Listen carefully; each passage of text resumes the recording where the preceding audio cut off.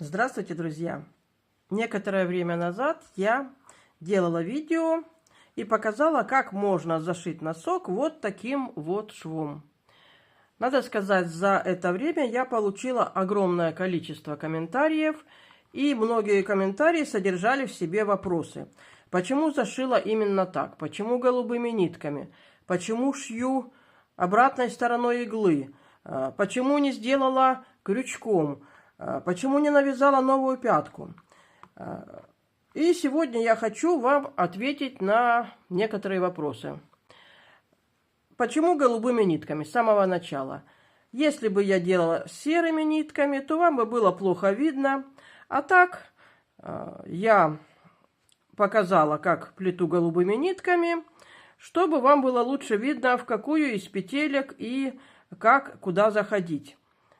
Я, когда делаю свои мастер-классы по бисеру, то я тоже беру контрастную нить, хотя она совсем не подходит под цвет бусин или кристаллов, чтобы лучше было видно ход нити, направление нити, и чтобы каждый, кто не умеет, научился. Почему показала именно таким образом зашить носок? У меня на канале есть несколько видео. Вот здесь пяточка завязана крючком. Этот носок у меня многострадальный. Я его уже в нескольких видео применяла. Для того, чтобы показать новый шов, мне приходится снимать старый, потому как носков у меня достаточно много, но все они вот такие вот красивые, и специально прорезать дырку для них мне не хочется. А это носочки одни из моих первых. Вот этот носок был зашит вот таким вот способом. Мне тоже пришлось снять эту заплатку, чтобы освободить дырку. Потому что многие задают вопрос, как можно было допустить до такого состояния носок. Этот носок много раз штопался. Вот такая вот тут образовалась дырочка. Но эта дырка образовалась, видите, оно протирается, поэтому тут были вырезаны все неприятные моменты. И вот таким вот образом носок зашит. Как зашит этот носок, я пока вам не буду говорить. Я сделаю мастер-класс. Многие спрашивают и критикуют, что вот эта сторона носка некрасивая, неаккуратная. Но, значит, вы невнимательно смотрели видео. Я в своем видео говорила, что эту сторону каждый сможет сделать красиво и аккуратно. А я это не сделала, потому что мое видео по созданию латки и так получилось достаточно длинным. А здесь, ну, очень просто. Каждый может сделать хоть обычную штопку, хоть можно эти веревочки, каждую по отдельности пришить к заплатке и к краям носка. Можно еще какой-то способ попробовать. Здесь больших сложностей это вызвать не должно. Еще много вопросов, много критики, почему я показала вот такой способ. Лучше было бы связать пятку.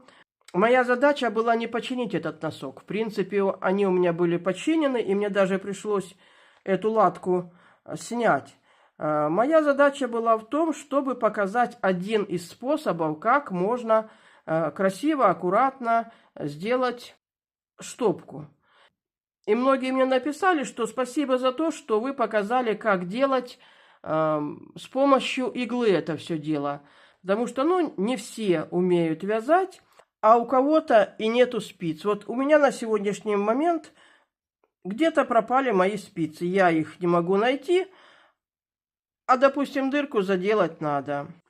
И еще такой вопрос часто задается, почему я во время создания вот этой вот штопки пользовалась обратной стороной иглы, почему не проходила острием.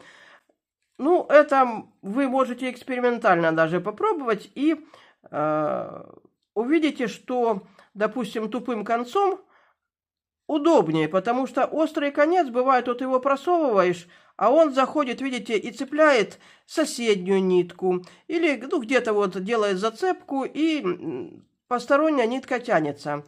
У спиц ведь нету вот таких острых концов. Спицы всегда закруглены для того, чтобы острием попадать четко в нужную петлю и не прихватывать постороннюю или там не раздваивать нить. Бывает, что острым концом прошиваешь, и нить раздваивается. Существуют специальные иголки для трикотажа. В магазинах продаются почему-то только вот такие вот пластмассовые. Я несколько лет назад купила набор игл, и одна из игл была вот такая вот с тупым концом, специально для того, чтобы зашивать трикотаж. Я на этой неделе специально обошла несколько магазинов, в которых продаются товары для рукоделия. Но продавцы знают только вот такие вот пластмассовые иглы для трикотажа. Ну, такая толстая игла не всегда удобна. Для такой иглы нужна какая-то очень, толстая вязка. А вот я купила обычные, как они называются, цыганские иглы. И смотрите, я сделала одну из этих игл иглой для трикотажа. Делается все очень-очень просто. Я взяла камень для заточки ножей, вот так вот иглу потерла. Видите, уже немножко она притупилась, но на это нужно потратить где-то минут 5. После того, как вы вертикально ее затупите, немножко можно будет закруглить, если образуются острые края. Ну, смотрите, уже иголка затупилась. Но если вы зададитесь целью, то вы сделаете себе вот такую вот замечательную тупую иглу. Вот она практически ничем не отличается от той, что я купила в свое время в магазине. Более толстая чуть-чуть.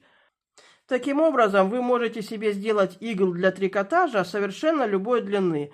В прошлый раз я покупала вот такие длинные, а в этот раз вот такие вот короткие мне попались. Ну, короткие тоже очень удобно, но тут уже на ваше усмотрение. Какой длины вы захотите иголку себе сделать, такую вы себе и сделаете. Так что вот так, друзья, я постаралась ответить на все ваши вопросы. В скором времени я сделаю видео, как сделать вот такую вот заплатку.